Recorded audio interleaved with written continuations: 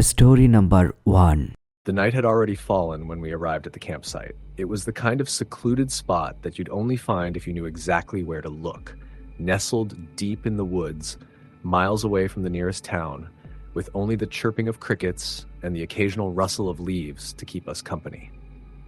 It had been a spontaneous decision to go camping, a way to escape the chaos of city life and reconnect with nature. I'd packed my gear, and my two friends, Jake and Sarah, were eager for the break from their busy schedules. As we set up the tents under a half-hidden moon, I couldn't help but notice the strange quiet that seemed to hang in the air. The woods were far too still, like they were holding their breath. Sarah, always the optimistic one, didn't seem to notice.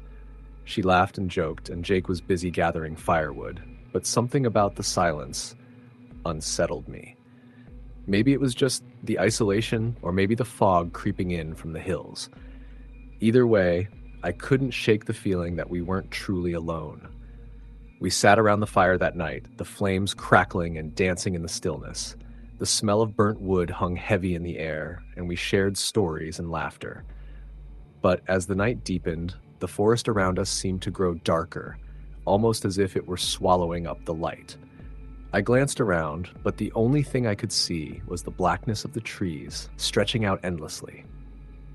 "I think we should head to bed soon," Jake said, his voice cutting through the eerie quiet. "It's getting late, and I'm sure tomorrow will be packed with hiking and exploring." Sarah nodded, getting up to grab her flashlight. But as she reached for it, a sudden gust of wind swept through the campsite, snuffing out the fire in an instant. The dark engulfed us, and for a moment none of us said a word. "That's weird," I muttered, my heart racing. "It wasn't that windy earlier." Jake fumbled for the matches to relight the fire, but when he struck one, it sputtered out in the breeze.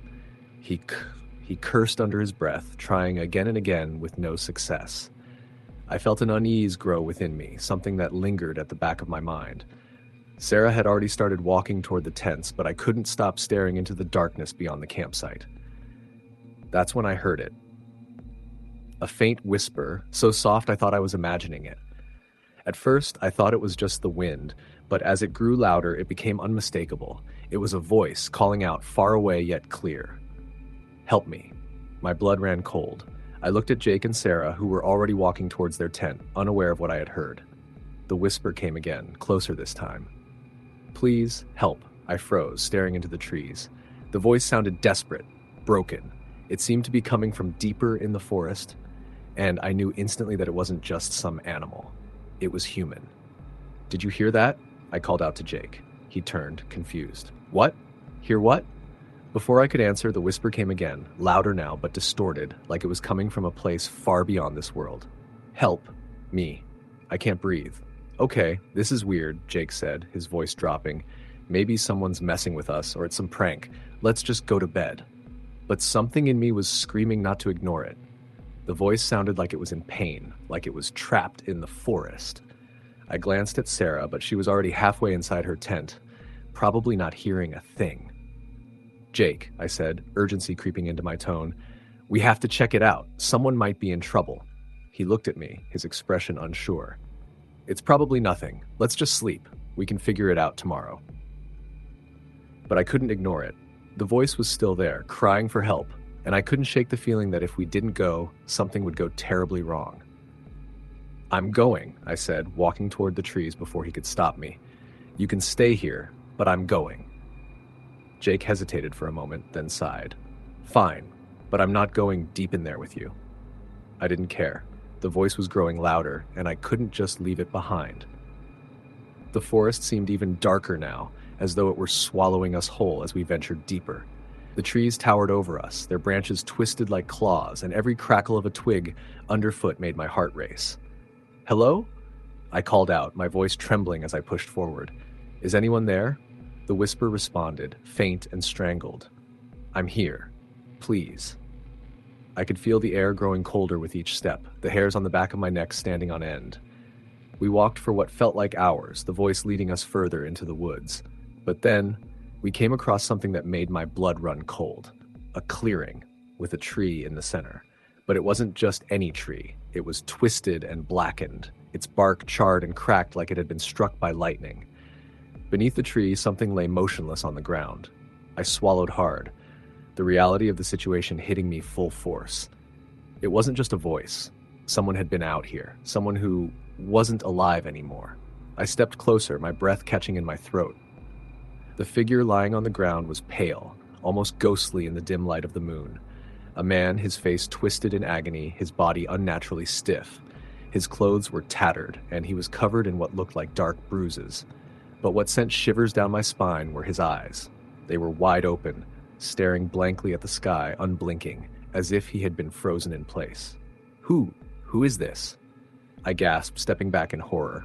Jake had caught up to me by now, and he too stopped dead in his tracks. "That's not normal," he said, his voice tight with fear. "Let's get out of here." But before we could turn around, the air around us seemed to shift.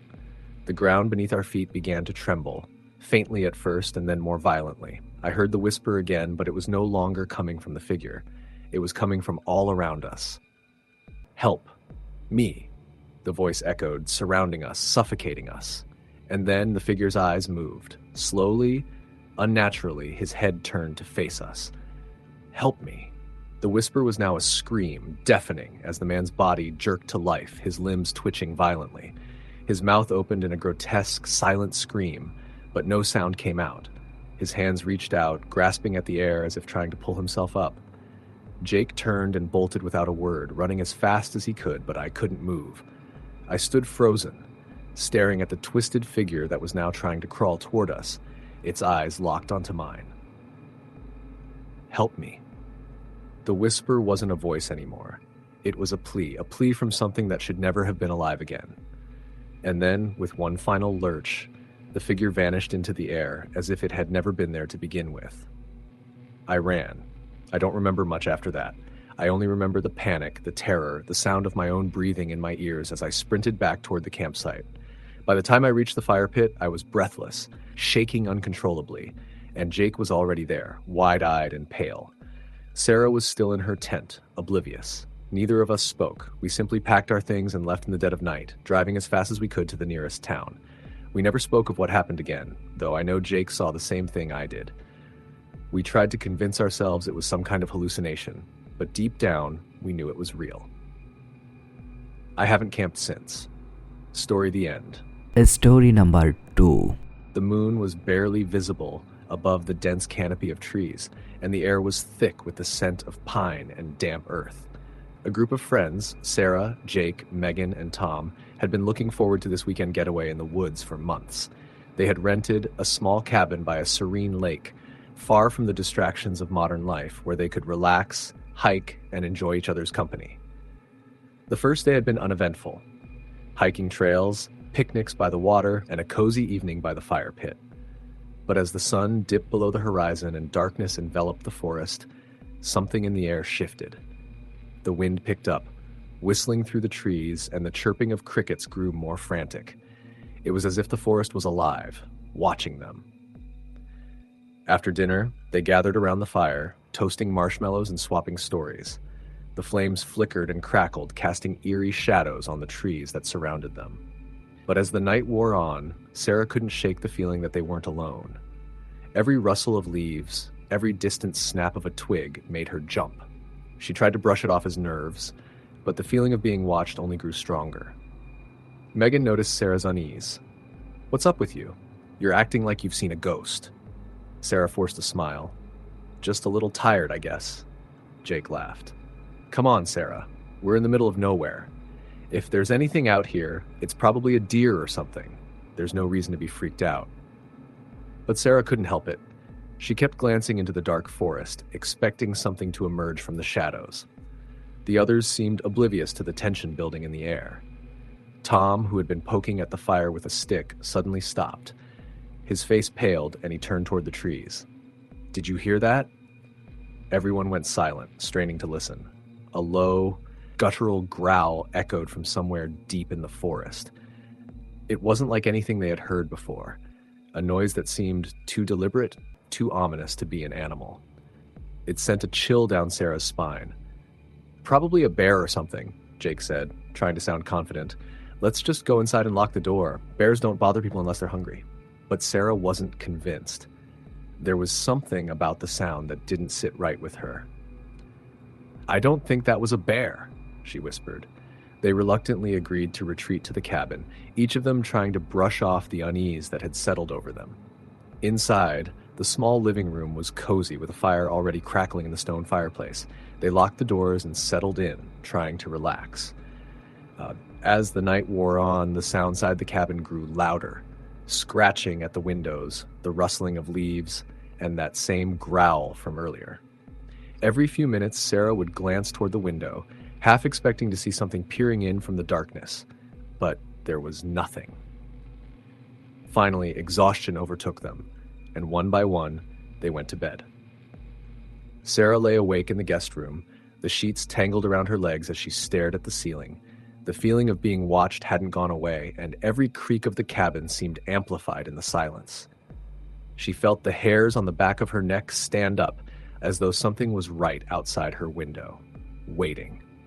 The night passed slowly, and when morning finally came, Sarah was the first to wake. She got up and stepped outside onto the porch, the cool morning air brushing against her skin. The forest seemed different now, quieter, almost too still. She glanced toward the trees, and for a moment she thought she saw something moving between the shadows, a figure just beyond the edge of her vision. But when she blinked, it was gone. Megan, Jake, and Tom emerged from the cabin shortly after, their faces tired but hopeful. They had planned a hike that day, but Sarah couldn't shake the dread that had settled in her chest. She didn't want to be out in the woods anymore. The memories of last night, the growl, the scratching, the feeling of being watched, lingered, and she knew that something wasn't right. "I'm not feeling up to the hike today," Sarah said quietly. "I think I'll stay here." "Come on, Sarah," Jake said, clapping her on the shoulder. "It's just a little hike. You can't stay cooped up in here all day." But Sarah shook her head. I need a break from all of this." The others exchanged glances, but didn't press her further. As they set off into the woods, Sarah sat on the porch, trying to distract herself by reading a book, but her eyes kept darting to the tree line, as though she expected something to emerge from the shadows. The air felt heavy, thick with anticipation. Hours passed, and Sarah's unease only grew. Every creak of the cabin, every rustle of the wind made her heart race. It was like the forest was holding its breath, waiting for something to happen. When the sun began to set, Sarah's worry deepened. The others hadn't returned from their hike. She stood and paced the porch, her mind racing with possibilities. Where were they? Why hadn't they come back? Just as the sky darkened, she heard the familiar crunch of footsteps on the gravel path. Relief flooded her chest as Jake, Megan, and Tom appeared from the trees, looking a little disheveled but otherwise fine. "You guys were gone for hours," Sarah said, her voice trembling. "Where have you been?" Megan looked at her, confusion in her eyes. "We were just on the trail. It's not that far. Why? Are you okay?" I don't know," Sarah stammered. "It just felt like you were gone longer than that." Jake chuckled, his hands on his hips. "Maybe you're just spooked from last night? It's fine. We're here now." But Sarah didn't feel fine. She glanced at the woods, the darkness now swallowing everything. The sensation of being watched had returned, stronger than ever. It was as though something was closing in on them, something that had been waiting for them to let their guard down. "I think we should leave," Sarah said, her voice barely a whisper. "Now." The others exchanged looks, but Sarah's frantic expression left no room for argument. She wasn't going to stay another night in this place. All right, Jake said, rolling his eyes but sensing the urgency in her tone. "Let's pack up and head out." As they gathered their things, Sarah kept her eyes on the trees, her stomach twisted in knots. The air was thick, oppressive, and she felt like there was no escape from whatever was lurking out there. It was like the woods themselves were alive, and they had somehow crossed into a territory they shouldn't have. Just as they were about to leave, Sarah heard it again.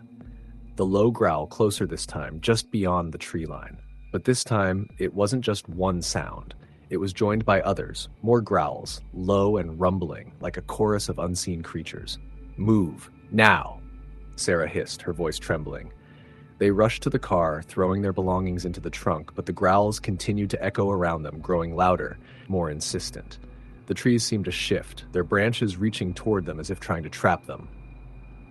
When they finally climbed into the car, Sarah slammed the door shut, her heart pounding in her chest. As they drove away, she glanced back at the cabin, now just a dark shape in the rearview mirror. For a moment, she thought she saw something standing in the window, a figure, pale and still, watching them as they drove away. But when she blinked, it was gone. The drive home was silent, the tension still thick in the air. They didn't speak much, each of them lost in their own thoughts, but Sarah couldn't shake the feeling that they had narrowly escaped something terrible, something that had been waiting for them in the woods. They never went back to that cabin. Story the end. Story number 3. The night had already fallen when we arrived at the campsite. It was the kind of secluded spot that you'd only find if you knew exactly where to look. Nestled deep in the woods, miles away from the nearest town, with only the chirping of crickets and the occasional rustle of leaves to keep us company. It had been a spontaneous decision to go camping, a way to escape the chaos of city life and reconnect with nature. I'd packed my gear, and my 2 friends, Jake and Sarah, were eager for the break from their busy schedules. As we set up the tents under a half-hidden moon, I couldn't help but notice the strange quiet that seemed to hang in the air. The woods were far too still, like they were holding their breath. Sarah, always the optimistic one, didn't seem to notice. She laughed and joked, and Jake was busy gathering firewood, but something about the silence unsettled me. Maybe it was just the isolation, or maybe the fog creeping in from the hills. Either way, I couldn't shake the feeling that we weren't truly alone. We sat around the fire that night, the flames crackling and dancing in the stillness. The smell of burnt wood hung heavy in the air, and we shared stories and laughter. But as the night deepened, the forest around us seemed to grow darker, almost as if it were swallowing up the light. I glanced around, but the only thing I could see was the blackness of the trees stretching out endlessly. "I think we should head to bed soon," Jake said, his voice cutting through the eerie quiet. "It's getting late, and I'm sure tomorrow will be packed with hiking and exploring." Sarah nodded, getting up to grab her flashlight. But as she reached for it, a sudden gust of wind swept through the campsite, snuffing out the fire in an instant. The dark engulfed us, and for a moment, none of us said a word. "That's weird," I muttered, my heart racing. "It wasn't that windy earlier." Jake fumbled for the matches to relight the fire, but when he struck one, it sputtered out in the breeze. He cursed under his breath, trying again and again with no success. I felt an unease grow within me, something that lingered at the back of my mind. Sarah had already started walking toward the tents, but I couldn't stop staring into the darkness beyond the campsite. That's when I heard it. A faint whisper, so soft I thought I was imagining it. At first I thought it was just the wind, but as it grew louder, it became unmistakable. It was a voice calling out, far away yet clear. "Help me." My blood ran cold. I looked at Jake and Sarah, who were already walking towards their tent, unaware of what I had heard. The whisper came again, closer this time. "Please help." I froze, staring into the trees. The voice sounded desperate, broken. It seemed to be coming from deeper in the forest, and I knew instantly that it wasn't just some animal. It was human.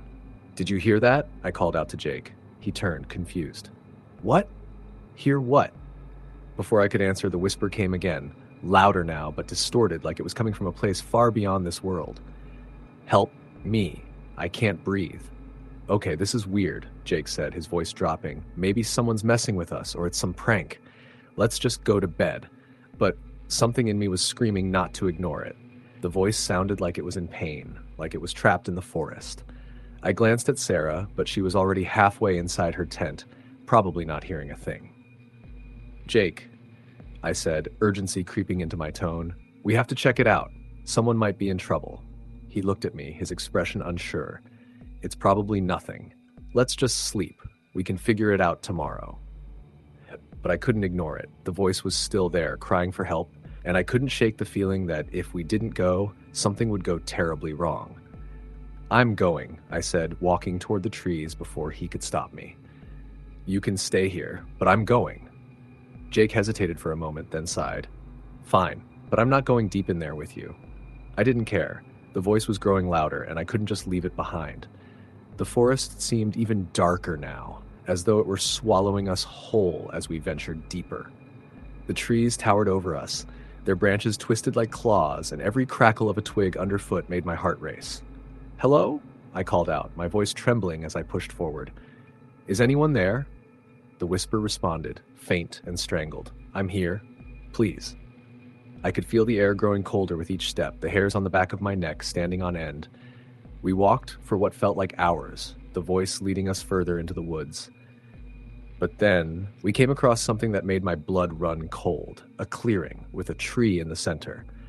But it wasn't just any tree, it was twisted and blackened, its bark charred and cracked like it had been struck by lightning. Beneath the tree, something lay motionless on the ground. I swallowed hard, the reality of the situation hitting me full force. It wasn't just a voice. Someone had been out here, someone who wasn't alive anymore. I stepped closer, my breath catching in my throat. The figure lying on the ground was pale, almost ghostly in the dim light of the moon. A man, his face twisted in agony, his body unnaturally stiff. His clothes were tattered, and he was covered in what looked like dark bruises. But what sent shivers down my spine were his eyes. They were wide open, staring blankly at the sky, unblinking as if he had been frozen in place. Who is the... I gasped, stepping back in horror. Jake had caught up to me by now, and he too stopped dead in his tracks. "That's not normal," he said, his voice tight with fear. "Let's get out of here." But before we could turn around, the air around us seemed to shift. The ground beneath our feet began to tremble, faintly at first and then more violently. I heard the whisper again, but it was no longer coming from the figure. It was coming from all around us. "Help me," the voice echoed, surrounding us, suffocating us. And then the figure's eyes moved. Slowly, unnaturally, his head turned to face us. "Help me." The whisper was now a scream, deafening, as the man's body jerked to life, his limbs twitching violently. His mouth opened in a grotesque, silent scream, but no sound came out. His hands reached out, grasping at the air as if trying to pull himself up. Jake turned and bolted without a word, running as fast as he could, but I couldn't move. I stood frozen, staring at the twisted figure that was now trying to crawl toward us, its eyes locked onto mine. "Help me." The whisper wasn't a voice anymore. It was a plea from something that should never have been alive again. And then, with one final lurch, the figure vanished into the air, as if it had never been there to begin with. I ran. I don't remember much after that. I only remember the panic, the terror, the sound of my own breathing in my ears as I sprinted back toward the campsite. By the time I reached the fire pit, I was breathless, shaking uncontrollably, and Jake was already there, wide-eyed and pale. Sarah was still in her tent, oblivious. Neither of us spoke. We simply packed our things and left in the dead of night, driving as fast as we could to the nearest town. We never spoke of what happened again, though I know Jake saw the same thing I did. We tried to convince ourselves it was some kind of hallucination, but deep down, we knew it was real. I haven't camped since. Story number 4. The wind was still, and the evening air was chilly as Greg and his friends made their way deeper into the forest. It had been a long week for all of them, and the weekend camping trip was supposed to be an escape. Time to disconnect from the stresses of work, to drink a few beers by the fire, and enjoy the peace of nature. They set up camp near a small, serene lake nestled within the dense woods. The area was remote, hidden from the usual hiking trails. It had been a while since Greg had been camping, and he couldn't help but admire the solitude of the spot. The towering trees, their branches swaying slightly in the wind, seemed like guardians of the land. The stillness of the lake mirrored the calmness of the forest, interrupted only by the occasional sound of a bird or rustling leaves. By the time they had set up their tents and started a fire, dusk had begun to settle over the landscape. The orange glow of the flames flickered against the black backdrop of the trees, casting dancing shadows on the ground. Greg, Sarah, Jake, and Emma gathered around the fire, laughing and talking as they sipped on their drinks. As the fire crackled, Sarah leaned in and whispered, "You know, I read somewhere that this area is haunted. Some old stories about a woman who died in these woods years ago." Jake laughed, dismissing it. "Oh, come on. It's just a campfire story. It's always the woman who died tragically, right?" Classic. But Emma, who had been quiet all evening, suddenly spoke up. "No, seriously, I've heard this one before. People who camp around here sometimes say they've seen her. At night. They say she's looking for something. Greg felt a shiver run down his spine, though he quickly tried to mask it. He wasn't one to believe in ghost stories, but there was something about the way Emma said it that made him uneasy. Well, maybe we'll see her tonight then, Greg joked, trying to lighten the mood. They laughed, but there was an edge of tension in the air. The wind had picked up, causing the trees to groan and creak in the distance. The forest seemed almost alive, the branches stretching toward them like dark fingers. Sarah, sensing the shift in mood, stood up and began rummaging through the cooler for more beer. As the night wore on, the group continued to tell stories, but the campfire cast long shadows that made the darkness seem more oppressive. At one point, Greg stepped away from the fire to use the restroom behind a nearby tree. The forest was eerily quiet, with only the distant rustling of leaves in the breeze. When he finished, he glanced back toward the fire, but something caught his attention. A faint light flickered near the edge of the woods, almost like a lantern or a fire. He squinted, trying to make out any shapes in the distance. For a moment, he thought it was just his eyes playing tricks on him. But then the light moved, slowly, weaving through the trees in a way that seemed deliberate. Greg's heart skipped a beat. "Hey guys," he called out, his voice a little shaky. "Do you see that?" The others immediately turned toward the woods, their faces lit up by the campfire, but there was nothing. "It's probably just some other campers," Jake said, shrugging. But Greg wasn't so sure. The light had been too faint, too distant. It hadn't looked like the typical glow of a flashlight, and it was moving in a strange pattern, almost like it was searching for something. "Maybe we should check it out," Greg suggested, his curiosity getting the best of him. "Are you serious?" Sarah asked, her tone tinged with concern. "It's probably nothing, Greg. Let's just relax." But Greg couldn't shake the feeling that something wasn't right. He had grown up camping, but this felt different. The forest was too still, the night too quiet. He glanced at Jake and Emma, who were looking at each other uneasily. Finally, Jake stood up. "All right, let's go. But if it's just some other camper, I'm going to be pissed. It's way too late for this." The four of them grabbed their flashlights and headed toward the edge of the woods where Greg had seen the strange light. The darkness swallowed them up as they left the circle of firelight behind. The forest was dense here, the trees so close together that the moonlight barely touched the ground. The only sound was the crunch of dry leaves beneath their feet. They walked for what felt like hours, following the faint glow that was now almost completely gone. The air had grown colder, and a sense of foreboding weighed heavily on Greg. He had heard the stories of strange occurrences in these woods, whispers of hauntings, but he never thought it would happen to him. "Maybe we should turn back," Sarah said, her voice tight. "This feels wrong." "No," Greg insisted. "We're close. I'm sure we'll find the source of the light." But as they continued, the woods seemed to close in around them. The trees grew taller, their branches like skeletal hands reaching out in the moonlight. And then, just as they were about to turn around, they saw it. A woman stood in the clearing ahead, her figure barely visible in the darkness.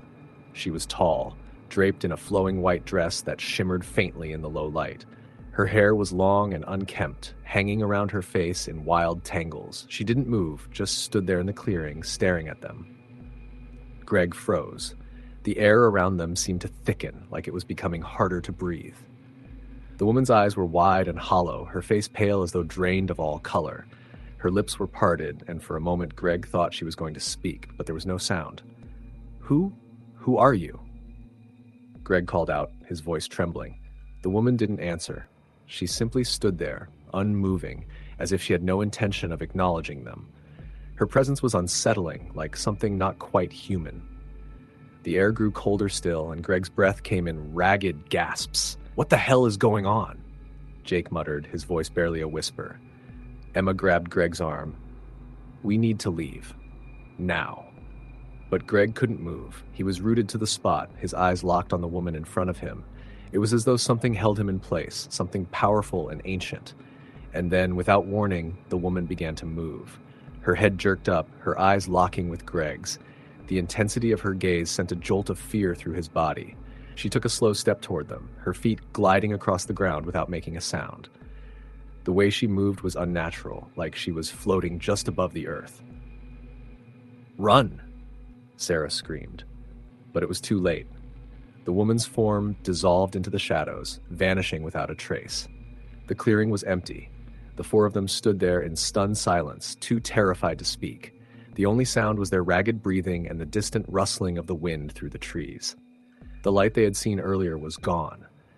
The forest was silent again, but the oppressive feeling remained, weighing down on them. I don't know what that was," Greg stammered, his heart still racing. "We need to get back to the camp," Emma said urgently. "Now." They didn't waste another second. The group turned and fled through the woods, their flashlights bouncing wildly in the dark. When they finally returned to the camp, they found everything just as they had left it, the fire still crackling, the tents untouched. But the sense of unease had not gone away. It felt as though something was watching them from the darkness, waiting. They didn't speak much after that, too shaken to discuss what had just happened. By morning, they were packed and ready to leave, their camping trip cut short by an encounter none of them would ever forget.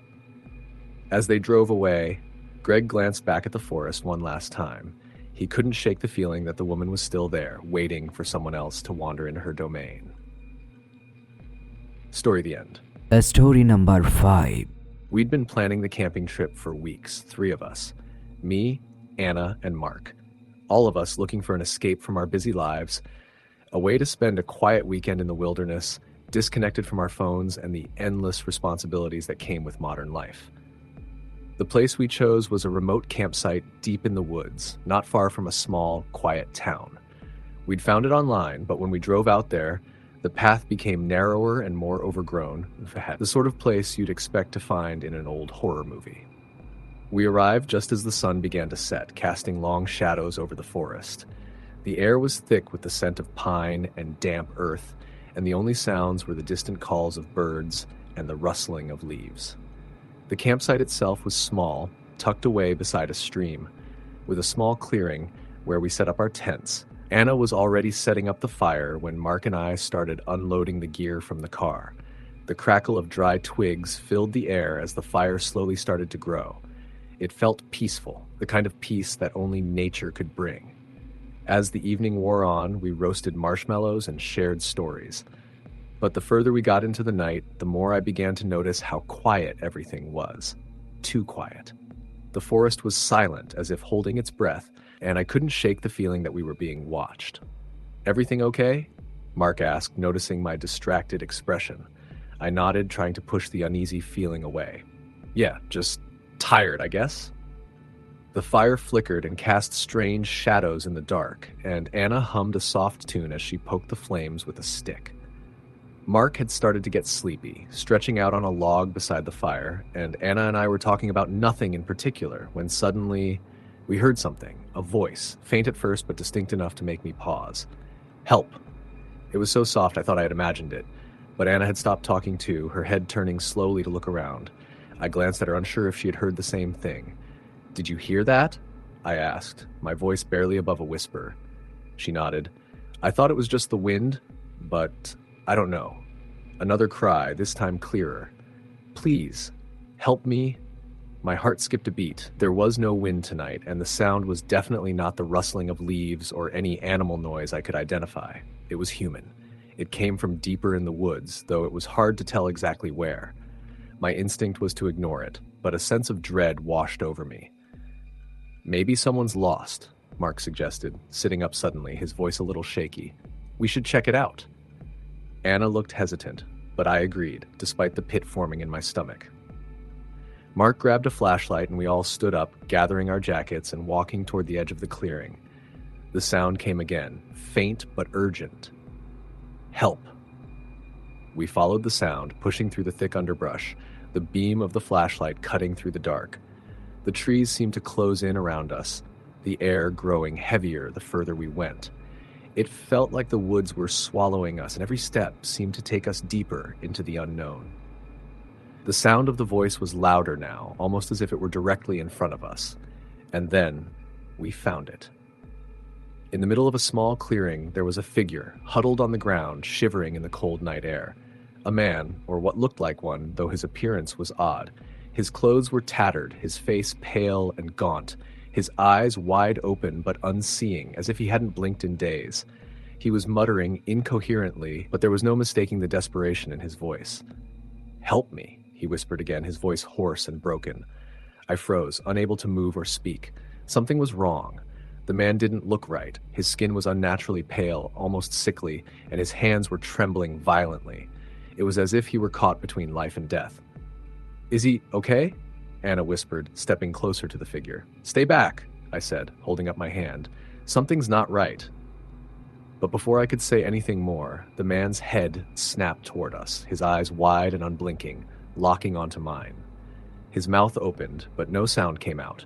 He reached toward me with a trembling hand, as if begging for help, but his fingers were cold, unnaturally cold, and I could feel the hairs on the back of my neck stand up. Without thinking, I turned and ran. I heard Anna and Mark's footsteps behind me, but I didn't look back. The fear had taken hold of me, and I couldn't stop. We made our way back to the campsite as fast as we could, the darkness closing in around us. When we reached the fire, we didn't stop running. We scrambled to grab our things, throwing everything into our bags without a second thought. The air felt thick, oppressive, like something was watching us, waiting for us to make the wrong move. "We need to leave," I said, my voice shaking. "Now." Anna was already in the car, clutching her seatbelt like it was the only thing keeping her from falling apart. Mark started the engine, and we sped off down the dirt road, away from the campsite, away from whatever we had just witnessed. The drive back to town was a blur. My mind was racing, trying to make sense of what had happened. The man we'd found in the woods, what was he? He wasn't alive. Not in the way a person should be. He looked like something trapped between this world and the next. We didn't talk about it much after we left the campsite, but the silence between us was thick with unspoken words. The strange thing was, none of us ever heard that voice again. There were no further calls for help, no more whispers in the dark. It was as if the forest had swallowed the man whole. But that night, when I closed my eyes to sleep, I could still hear his voice echoing in my mind. The faint cry for help, a sound that had never been meant for us to hear. We never went back to that campsite. We never spoke of it again, but every once in a while when I'm alone in the woods, I can hear the whispering again, just faintly. The words are always the same. Help me. Story the end. Story number 6. The sun had just dipped below the horizon, casting long shadows across the quiet clearing where Jake, Emily, Mark, and Lisa had set up camp. The air was crisp with the scent of pine and damp earth, and the only sounds were the distant calls of birds settling in for the night and the rustling of the wind through the trees. It was the perfect spot, remote, secluded, far from the usual hustle of everyday life. The four friends had come to escape the chaos of the city for a weekend of hiking, campfires, and unwinding. They had chosen this location because it was one of the less traveled trails in the area. A little-known camping site that was tucked away deep in the woods, far from the busy park campgrounds. A place where no one would bother them, where they could enjoy each other's company without distractions. Setting up the tent had been uneventful, and the fire was now roaring in the center of the campsite. Mark was poking at the flames with a stick while Lisa roasted marshmallows. Jake and Emily sat on the logs around the fire, laughing and talking. The group had no real concerns. They were just happy to be away from the everyday grind. But as the night crept deeper, a sense of unease began to settle in. It wasn't anything obvious. No sudden sounds, no strange figures in the shadows, but something in the air felt wrong. The forest was quieter than it should have been. Normally, at night, there would be the sounds of crickets, small animals scurrying around, and the occasional hoot of an owl. Tonight, there was only the wind and the fire.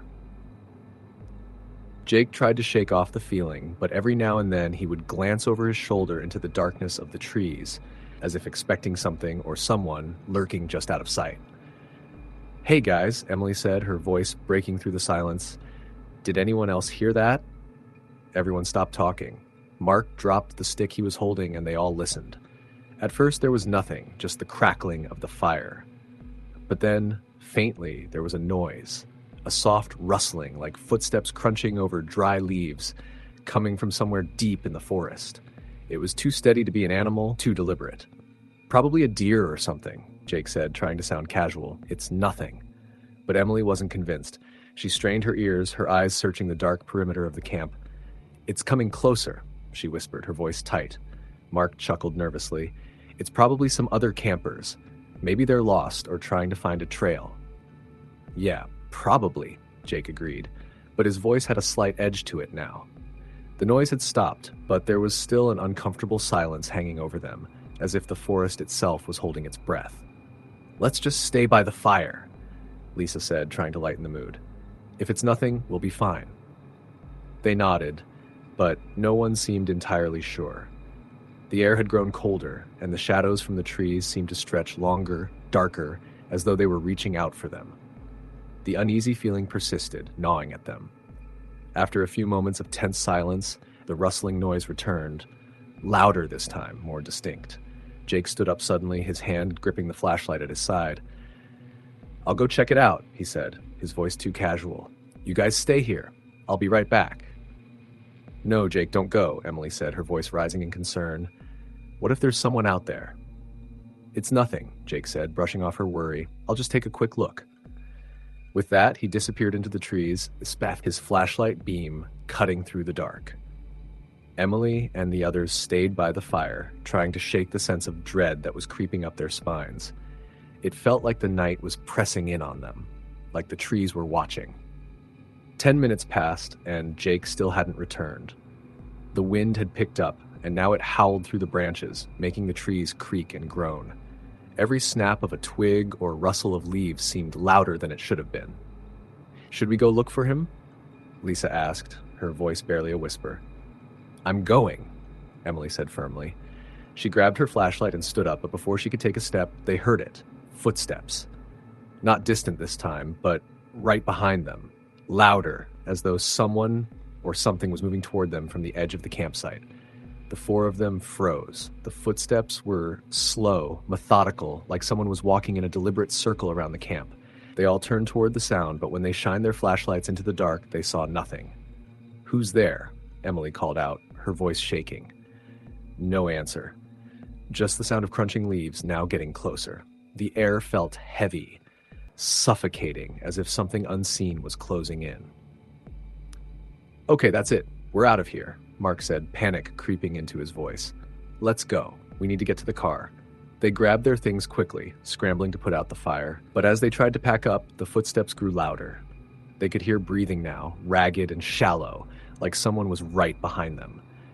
Emily's heart pounded in her chest as she hurried to grab the last of her things. Run, Lisa said, pulling Emily by the arm. Now! They turned and ran, the flashlight beams bouncing erratically as they sprinted through the trees toward the trail. But as they ran, the path seemed to twist and stretch unnaturally. They should have reached the clearing where their car was parked by now, but it felt like the woods were playing tricks on them. The trees loomed overhead, their twisted branches casting long shadows that made the forest look like a maze. The sound of footsteps was still behind them, never far away, growing closer and closer. Where's Jake? Mark gasped, his voice strained with fear. Where is he? We have to find him, Emily said, her voice frantic. We have to get out of here. But as they turned a corner, they saw something that stopped them in their tracks. Jake was standing in front of them, his back to them, staring into the woods. His posture was stiff, unnatural, and his face was pale as though he had seen something unimaginable. Jake? Emily called, stepping forward. But when Jake turned to face them, his eyes were wide and unblinking, and his lips barely moved as he whispered, You shouldn't have come here. Before anyone could respond, Jake turned and started walking into the forest, as if in a trance, moving slowly and deliberately. The group stood frozen for a moment, too stunned to react. We need to follow him, Emily said, fear creeping into her voice. But as they took a step forward, they heard it again, the sound of footsteps, but this time they were not behind them. They were coming from all around them, echoing through the trees, closing in. Run, Mark shouted. We need to go now. They turned and fled, sprinting through the woods, the sound of footsteps chasing them, the trees seeming to close in around them. When they finally burst into the clearing where their car was parked, they stopped, breathless and terrified. The forest was silent now. There was no sound of footsteps, no more movement. Jake wasn't with them. "Where's Jake?" Lisa asked, her voice trembling. "Where did he go?" They turned back toward the woods, but the shadows were thick and the forest seemed to stretch out endlessly in front of them. There was no sign of Jake. "We need to leave," Emily said, her voice shaking. "Now." They piled into the car, and without a second thought, they sped down the winding road, away from the campsite, away from the woods. None of them spoke for the entire drive. The silence was suffocating, broken only by the sound of their breathing and the hum of the tires on the road. Jake was never found. They returned to the campsite the next day with the authorities, but there was no sign of him. The tent was still up, the fire pit still cold, but Jake had vanished without a trace. The search continued for weeks, but it was as if he had never existed. No footprints, no signs of struggle, just an empty campsite in the middle of the woods. As for Emily, Mark, and Lisa, they never went camping again. But sometimes, in the dead of night, when the wind picks up just right, they swear they can hear the sound of footsteps in the distance, always just out of reach. Story the end. Story number 7. It was supposed to be the perfect weekend getaway. Just me, my girlfriend Emily, and our 2 friends, Jack and Rachel. We were in our mid-20s, all in need of a break from work and the hustle of city life. I had always enjoyed camping, and when Emily suggested we take a trip out into the mountains, I jumped at the chance. A weekend in nature sounded like exactly what we needed. We packed our bags with sleeping bags, food, and enough gear for a couple of days in the woods. The campsite we chose was near a mountain lake, nestled deep in the forest, with no cell service and little contact with the outside world. The kind of place where you could hear nothing but the wind in the trees and the ripples of the water. It was peaceful, serene, just what we were looking for. The drive up was long, winding through narrow roads that twisted through dense trees and steep hills. We passed a few old cabins and small farmhouses, but other than that, it felt like we were leaving civilization behind. The car radio faded out completely before we even got to the campsite. The sun had already begun to set by the time we arrived, and as we unloaded our gear, the forest was already taking on that eerie, quiet darkness. At first, everything went according to plan. We set up the tents near the lake, and Jack started a fire while Rachel and Emily prepared dinner. The air was cool but not cold, and the evening sky was clear, the stars scattered above like diamonds. We joked, laughed, and drank around the campfire, enjoying the simple pleasure of being away from the noise of the world. The fire crackled and popped, the only sound breaking the stillness of the woods. But as the night wore on, something started to feel off. It wasn't anything obvious at first. It was the way the shadows in the trees seemed to shift when I wasn't looking directly at them, or how the wind would occasionally pick up and then fall silent again. I tried to brush it off, telling myself it was just my imagination. But then, when Emily went to fetch some more firewood, she came back with a strange look on her face. "Did anyone hear something?" she asked, her voice tight. I looked at her, confused. "What do you mean?" "I don't know, it sounded like someone was calling my name," she said, glancing nervously around the camp. I laughed it off. "It's probably just the wind. You know how these forests are, everything sounds like something else." Emily didn't seem convinced, but she sat down beside me again. For the next half hour, everything seemed fine.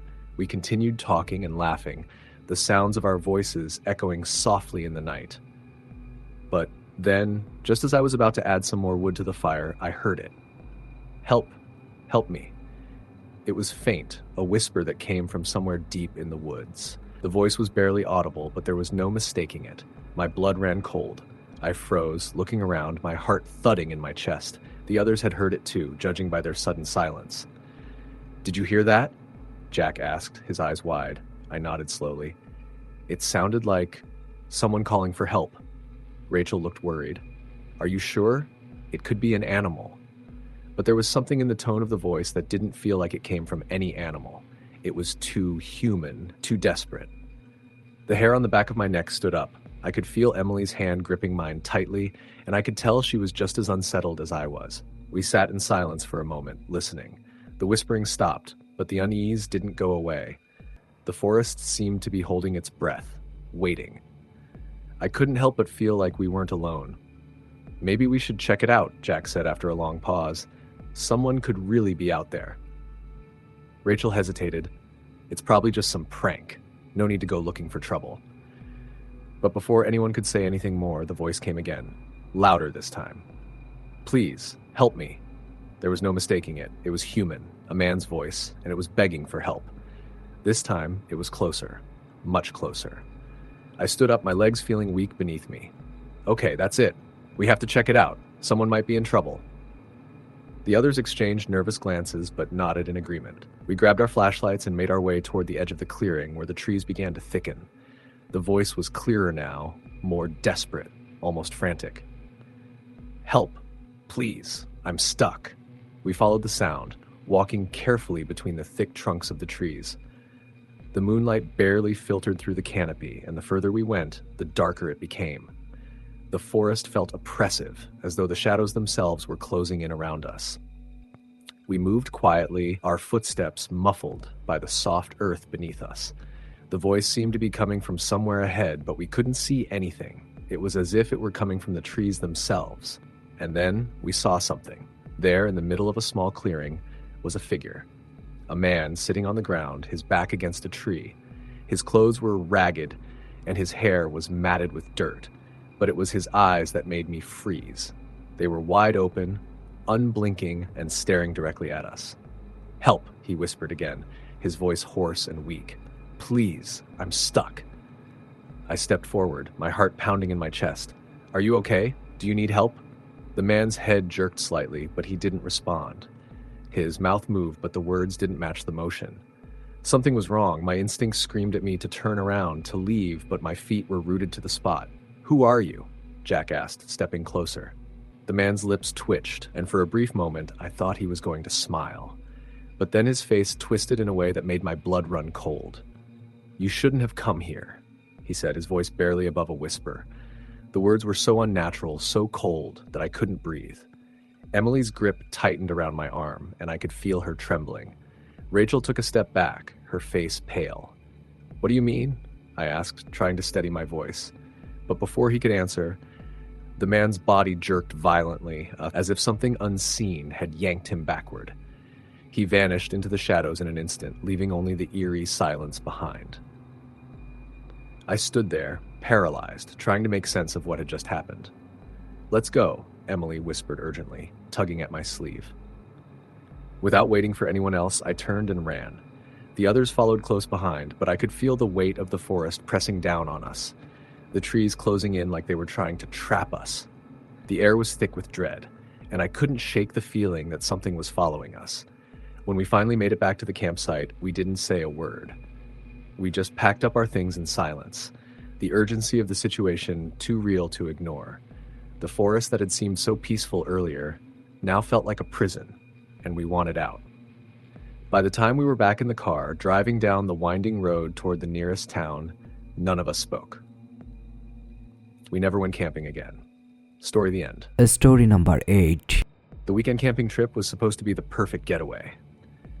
After weeks of nonstop work, I was looking forward to escaping the noise of the city and relaxing in the quiet of the forest. I had invited a few friends, Kate, Ryan, and Mark, along with me. We'd heard about this remote spot deep in the woods, far from the usual camping sites, and we figured it would be the perfect place to disconnect. We arrived in the late afternoon, the sun still high in the sky, but starting to dip. The forest was beautiful, untouched by tourists, with towering trees that seemed to stretch endlessly. The air smelled fresh and earthy, the sound of the wind rustling through the branches filling the space around us. The camp was easy to set up, a small clearing near a babbling stream. We unpacked our gear, set up the tents, and built a fire as the night began to creep in. The fire crackled, and the shadows from the trees stretched across the clearing, playing tricks on our eyes. There was something oddly comforting about the flickering light. As we sat around the fire, drinking beers and telling stories, the night settled in around us, thick and dark. I've heard that this place is haunted, Kate said casually, her eyes glinting in the firelight. She was always the one to bring up creepy stories when we were out in the wilderness. Ryan scoffed, rolling his eyes. Here we go, he muttered, but Kate wasn't done. No, seriously, she continued. There are stories about a woman who vanished in these woods years ago. People say they've seen her wandering the trails late at night. Some say she's still looking for her way back. Mark, who had been poking at the fire with a stick, looked up. It's just a story, probably just one of those campfire myths, I agreed, laughing it off. But the air felt heavier now, the temperature dropping quickly, and I couldn't shake the uneasy feeling creeping up my spine. It wasn't fear exactly, but something unfamiliar, something that made the forest seem less welcoming. As the night wore on, we all went to bed. I was the last one to crawl into my tent, zipping it up and settling into my sleeping bag. I lay there for a while, listening to the sounds of the forest. The night felt alive with the wind rustling through the leaves, the occasional hoot of an owl, and the distant sound of a creek flowing. Everything seemed normal, but then, faintly, I thought I heard something else, a soft, almost imperceptible sound like footsteps crunching through the underbrush. I brushed it off. Probably an animal, I told myself, just a deer or something. But the footsteps continued. They weren't loud, but they were deliberate, moving closer and closer to the camp. I held my breath, straining to hear, but the forest was so still now that the sound seemed amplified. It could have been the wind or another animal, but it didn't feel that way. The hairs on the back of my neck prickled, and I felt a cold chill that had nothing to do with the temperature. I tried to ignore it, turning over in my sleeping bag, but sleep wouldn't come. The footsteps were still there, moving closer. I finally reached for my flashlight and flicked it on. For a moment, I hesitated. Should I check it out? Should I wake the others? I didn't want to seem paranoid, so I decided to wait it out. Maybe it was just my imagination running wild. The footsteps stopped. Silence. Then I heard something else, a voice, a whisper, faint but unmistakable. I couldn't make out the words, but it was clear there was someone or something near our camp. "Guys," I whispered, too nervous to speak louder. I unzipped my tent slowly, trying not to disturb anyone. I poked my head out into the darkness, my flashlight beam cutting through the night. The light bounced off the trees, illuminating nothing but the shadows. I listened intently. Nothing. Just the sound of the wind. I let out a breath I didn't realize I'd been holding and zipped the tent back up. But sleep was impossible now. The whispering, the footsteps, they were still in my mind. I kept my flashlight on, pointing it toward the entrance of the tent, as though that small beam of light could protect me. Hours seemed to pass before I finally drifted off into an uneasy sleep. I woke up the next morning to the smell of coffee and bacon cooking. I rubbed my eyes and crawled out of my tent, greeted by the warm light of morning. The others were already up, sitting around the fire and talking casually, but something felt off. There was a tension in the air, a lingering unease. I wasn't the only one who felt it. "You okay?" Mark asked, noticing me standing still for a moment. "Yeah, just a rough night," I said, trying to sound normal. "Did anyone hear anything last night?" Kate raised an eyebrow. "Like what?" "Footsteps. Or maybe whispering." Ryan chuckled. "Man, you've been watching too many horror movies. It was probably an animal." I wanted to believe that, but my gut told me something different. I wasn't the only one who had felt it. When I looked around, I noticed that no one seemed as relaxed as they normally would be on a camping trip. The atmosphere had changed. We spent the rest of the day hiking, trying to shake off the strange feeling from the night before, but I couldn't fully enjoy myself.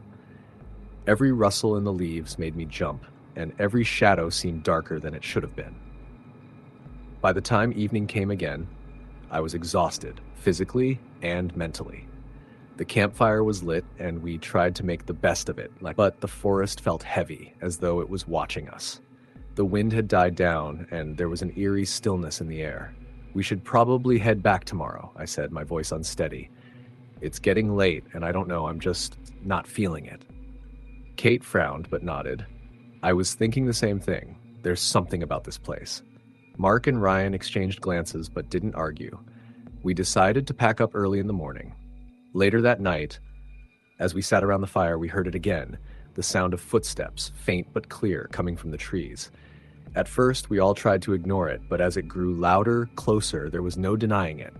Someone or something was out there, moving around the edge of our camp. The whispering started again, low and soft, but it was no longer just in my head. Kate heard it too, and Mark, and Ryan. "Who's out there?" I called into the darkness, my voice shaking despite myself.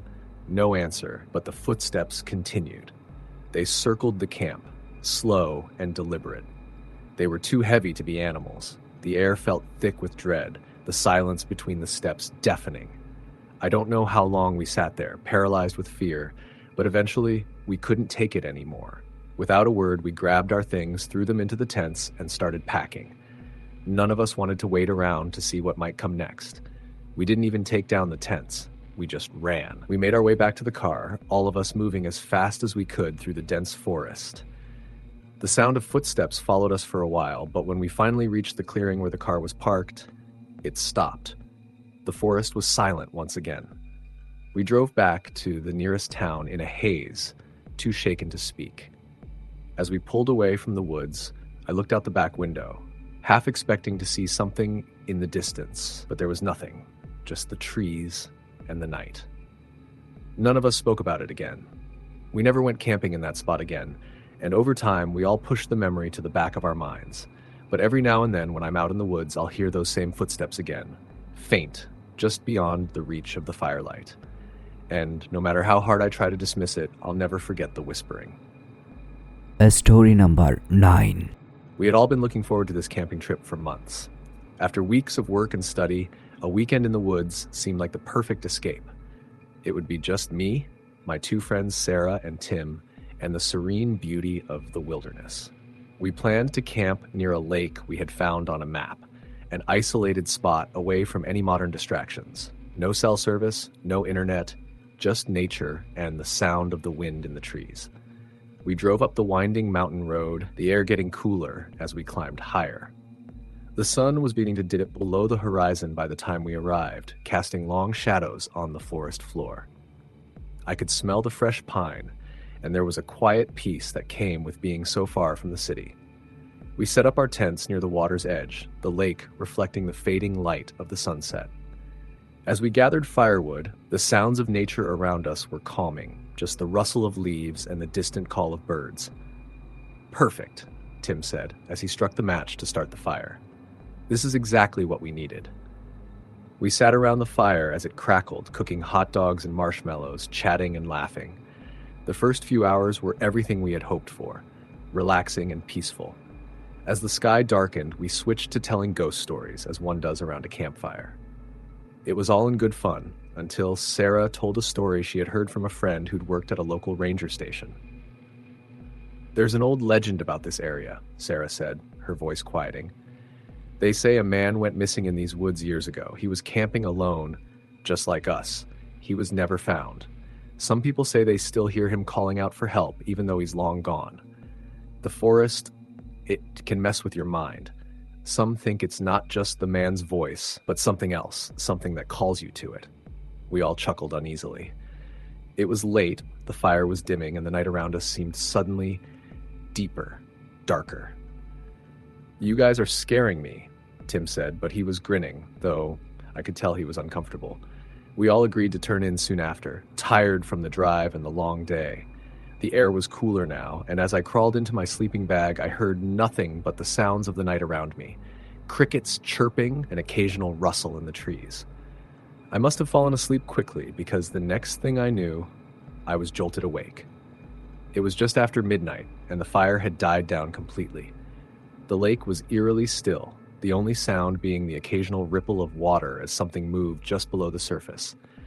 I looked around at the silhouettes of my friends' tents, their shapes barely visible in the darkness. But then, I heard it.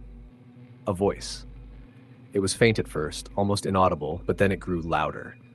A man's voice calling out from deep within the woods. It was distant, yet urgent, and it made the hairs on the back of my neck stand up. "Help me, please." I sat up, straining to hear. The voice sounded so real, so human, that I thought maybe someone had wandered into the woods and gotten lost. I glanced at Sarah's and Tim's tents, wondering if they'd heard it too. I wasn't sure if I should wake them up, but before I could move, the voice called again, this time much clearer. "Help me, please." It wasn't just a shout. It was a plea full of fear and desperation. It sounded so close, like it was right outside our campsite. I could feel my heart beating in my chest, heavy and fast.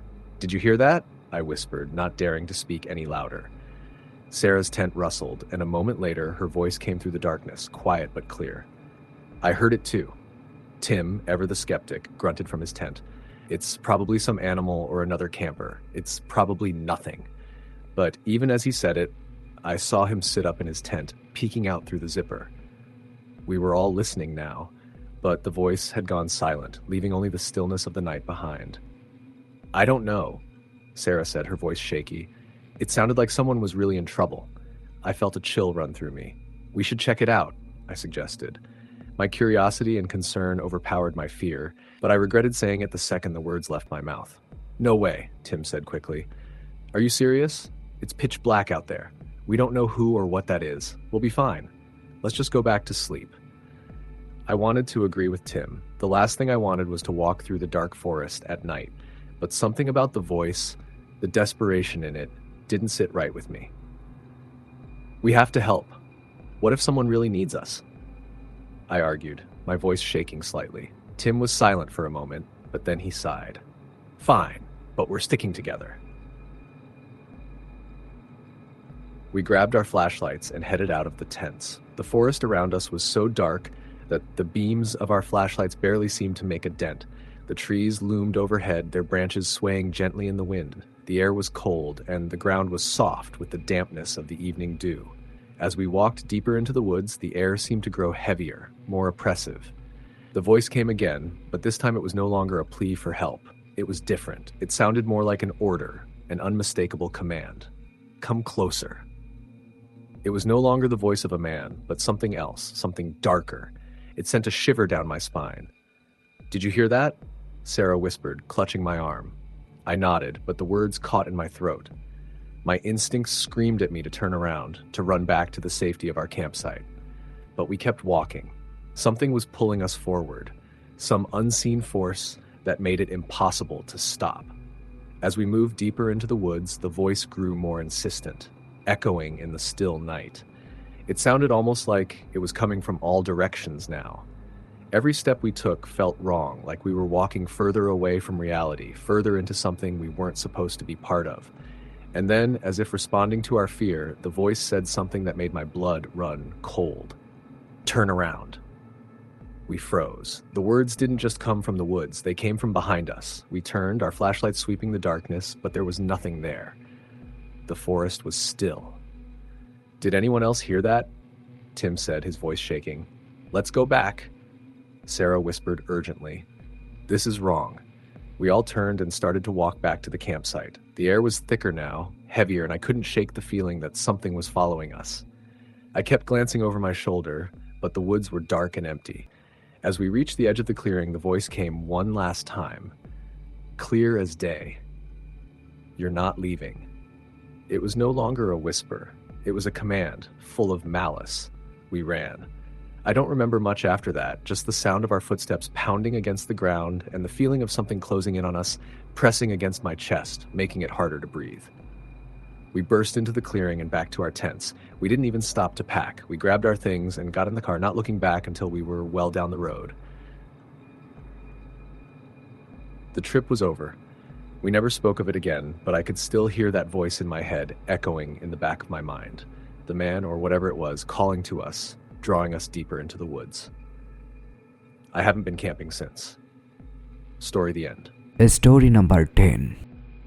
Far from the noise of the city and the distractions of modern life. My friends, Tom, Sarah, and I had been planning this trip for months.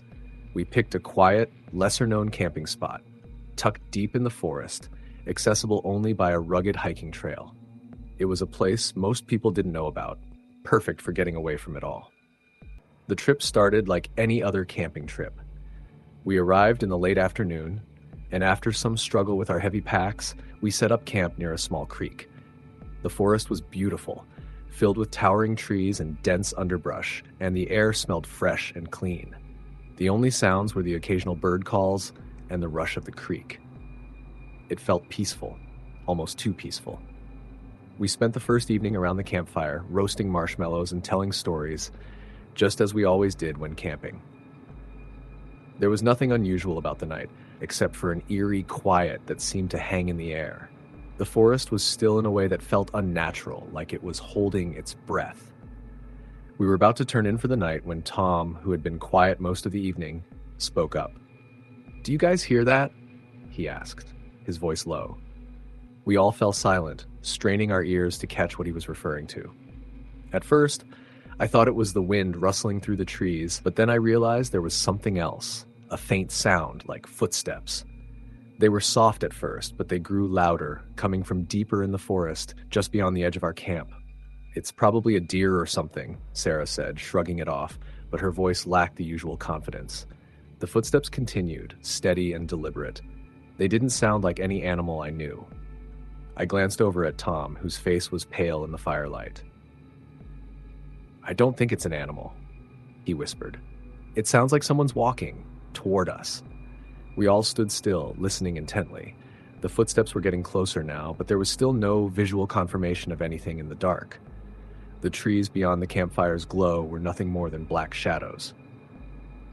"Maybe it's other campers," I suggested, trying to sound calm, though I could feel my pulse quicken. "Out here?" Tom asked, his voice shaking. "We're miles from the nearest trail, like it's too late for anyone else to be hiking." The footsteps paused for a moment, as if whoever or whatever was out there had noticed we were listening. Then, as if on cue, the sounds started moving again, but this time they circled around our camp, just beyond the light. We could feel the presence, even though we couldn't see it. My heart began to race as the hairs on the back of my neck stood up. I stood up, gripping the flashlight in my hand. "I'm going to check it out," I said, my voice steadier than I felt. "No way," Tom said immediately, grabbing my arm. "Don't go out there. It's not safe." I shook my head. "It's probably just someone lost. I'll be quick." Before anyone could protest further, I grabbed the flashlight and stepped away from the campfire, walking cautiously toward the edge of the clearing. I shone the beam of light into the dark forest, but all I saw were shadows and the occasional glint of eyes reflecting the light, probably a raccoon or some other nocturnal creature. "Hello?" I called, my voice echoing into the dark. "Is anyone there?" No answer. Just the rustling of leaves. The footsteps had stopped. I stood there for a moment, my senses straining, but I didn't feel anything unusual. I turned back to the fire, about to return to the others when I heard it again. This time, the footsteps were closer, too close.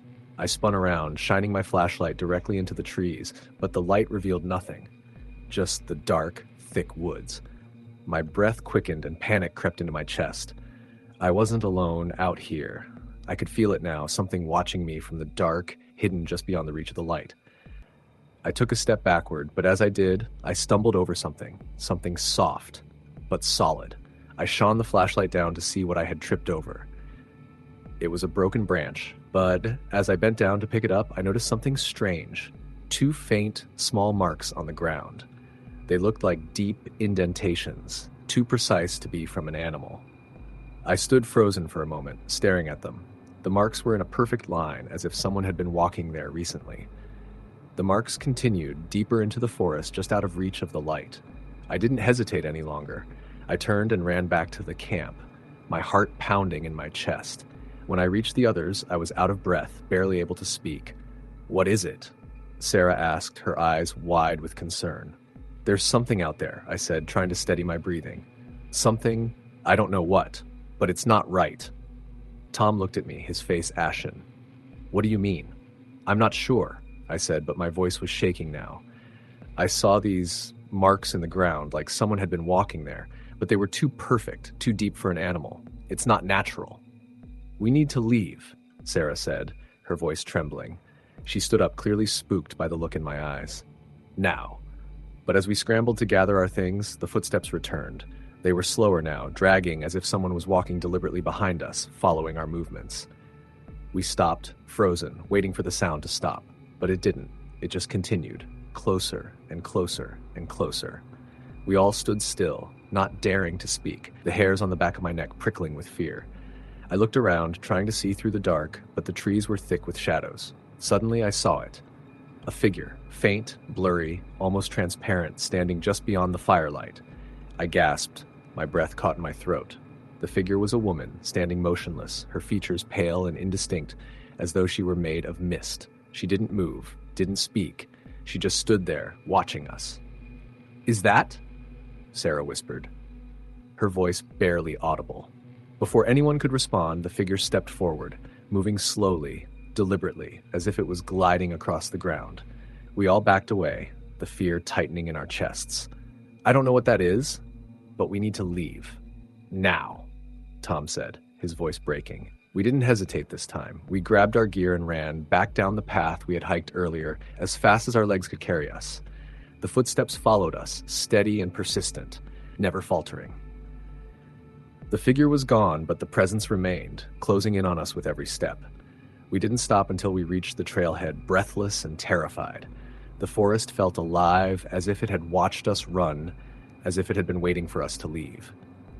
We never spoke about what happened that night again, but none of us could forget it. We left the area as quickly as we could, not even bothering to look back. There was no explanation for the woman in the woods, no explanation for the footsteps that followed us, no explanation for the deep, unnatural marks we found. But we all knew one thing.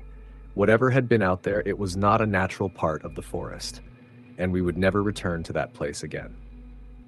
Story the end.